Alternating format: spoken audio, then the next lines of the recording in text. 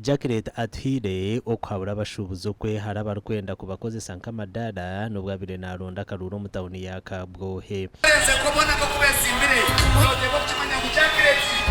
n'abandi batwira umuntu baronda bururu wamubuza otwunga no wanyaho kuzarwa nangone kanisa yawe hona mazi mwende chuwatire hoturuho obwebembezi no kwefisiriza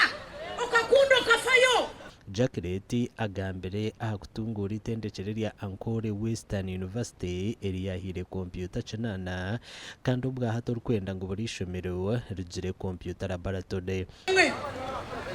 ndeka yanje ekenge yo kugira ngo uri primary uri secondary etire mu computer lab ni manya ngo government omurikarichura mu yeresire omu national development for nibenda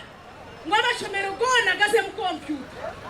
kokanye wajya kirete kachitandika kare. Na bwanyuma aba boda boda bamurambuize nguto zetawuni bari kumuvuga ngo ahure byina umuganda nkago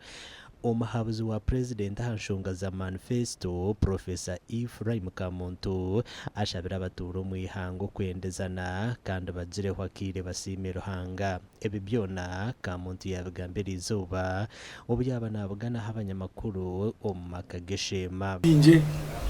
obumwe ihorere nanobugwege izuba ryo kuzarwa kwa Kristo niki ni izuba rukuru munonga wenda ngo abantu mwesime kandi musime ruhanga umuntu weshongora tusime ruhanga oturinzire tukamareje imyaka yona naturindaje ntumusima kandi tusima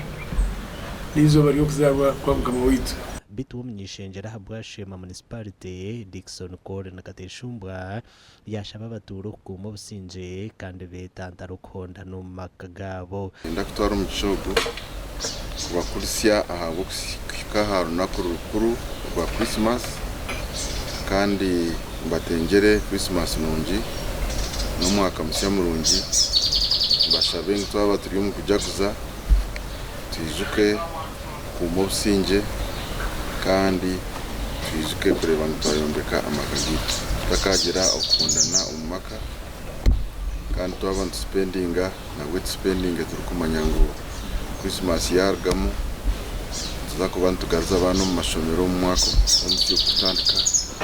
so turebwe ngo twakora twasevinga amakuru agagasha kwa mayiko atwacira umurushema.